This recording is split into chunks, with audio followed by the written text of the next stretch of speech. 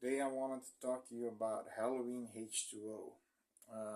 It's the last movie of the brother-sister arc in Laurie Strode's and Michael Myers.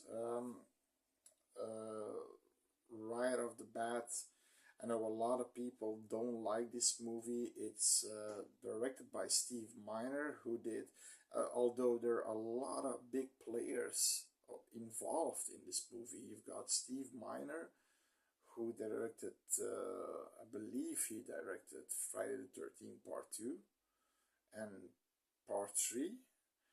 And you've got Deborah Hill and John Carpenter and another guy writing the script. So he got involved in this one too. Uh, and you've got Jamie Lee Curtis, you've got Josh Hartnett, you got Janet Leigh, which got the Ice Cube. um, yeah, you've got. I mean, it's a solid film. Now I understand that this film has a two things: a Scream vibe because it came. I think it came out. I don't know. Didn't write it down. Shit. I think it came out during the time of the Scream era, and it has this Dawson's Creek vibe because that girl, I don't know how she's called, plays in it, and I understand that it gives up that vibe. Josh Hartnett was doing this movie back to back with The Faculty, also a really great horror movie, sci-fi horror movie that I'll review one of these days. But it's basically, Michael Myers searching for his sister 20 years long. What's he be doing? Well, I pitched an idea for they're making a new Halloween movie, making a found footage Halloween movie between the second one from 81 and H20, and a documentary crew that wants to make a documentary in Haddonfield, and they get stalked and get killed by Michael Myers. Michael Myers, that would be cool. So that would be an idea. So you could have an idea what he's been doing for those last 20 years. So yeah, but okay, 20 years later, you've got the nurse of Dr. Loomis, the one in the first movie and in the second movie, she gets killed. He has all the papers where Laurie Strode is. She's now under another name. I don't know what her name is, but she changed her name for safety reasons, and she now lives in this prestigious high class school in California, and is the directress of this school. Now Michael Myers he comes after her, and eventually he's gonna try to kill her. Okay, he's gonna do some unfinished business. Also, he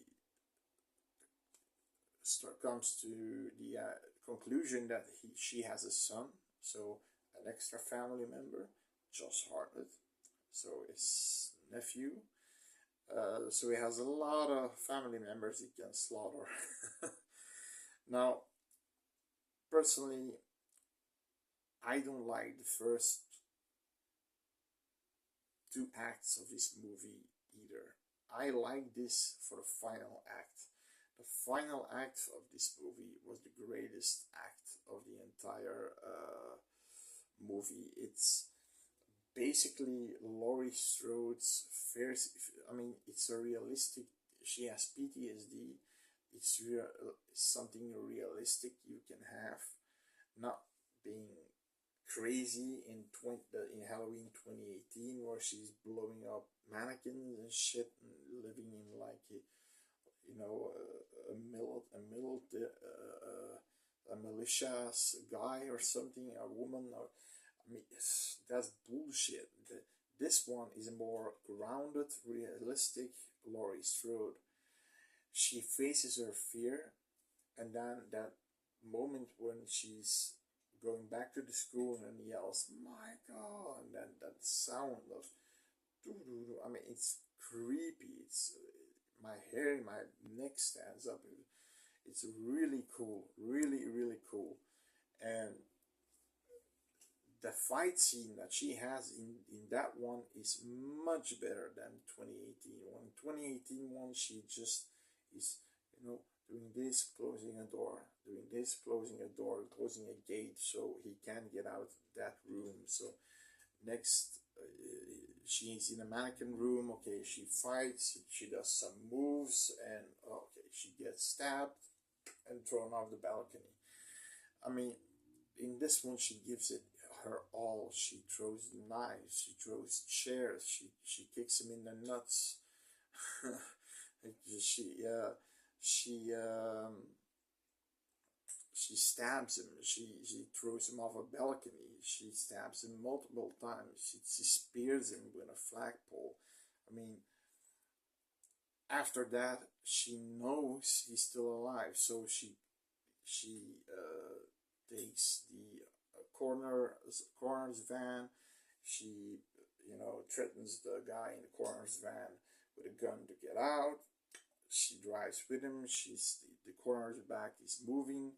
She I don't know what exactly did, but she drove it off a cliff, and Michael Myers is swung out because he got out of the coroner's back. He wanted to go in front of her, but he swung out. He swung through the front window, and he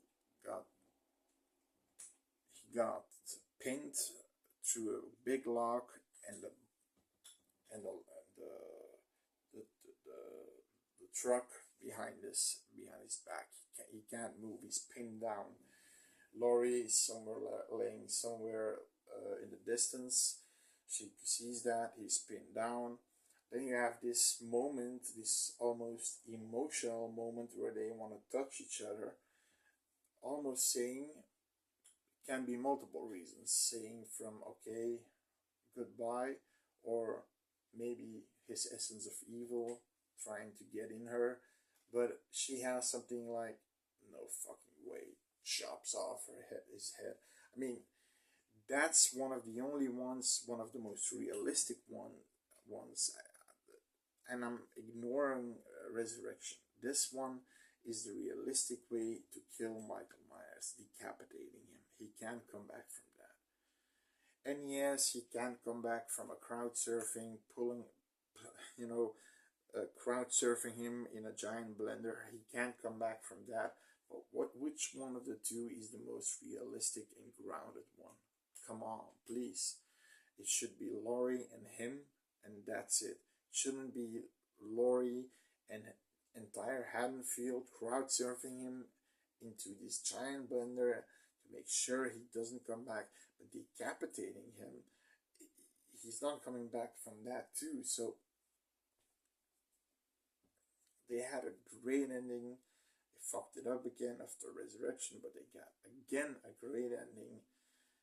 And yeah, I know there are a lot of problems in the movie with the mask and then the CGI mask, and when she hits him in the nuts, you can see his eyes like go like this.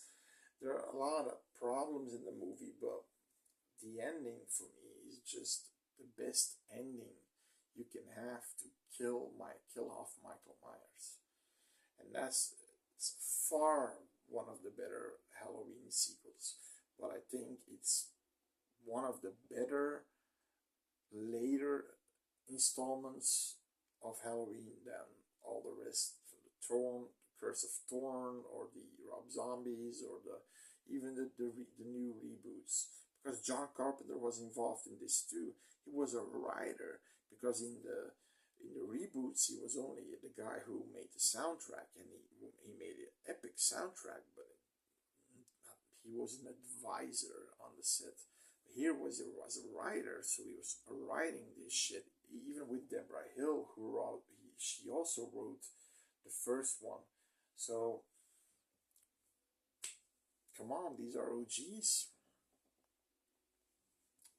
So yeah, Halloween H2O. It's my third favorite Halloween movie, and my guilty pleasure, like I said, is Halloween 4. Because of that ending, and because of that it's more of Haddonfield, more kills, more, it's one of the, in my opinion, one of the more, not more the goriest one, but it has this scene where he pulls off somebody's head. Just, yeah, I don't know how he does it, but he just pulls his head off or something. But the way Michael Myers looks is just stupid, with this weird mask, this almost streamlined face, and those shoulder pads to make him look wider. It's ridiculous. But if you can watch past that, you get a good movie. So, but H2O is the third favorite of mine, and I know a lot of people don't like it, but that final act for me does if they had a stupid final act, it wouldn't do it for me. But for that final act, it's the ultimate death of Laurie Strode, of Michael Myers. Michael Myers versus Laurie Strode. So have a nice day. See you later.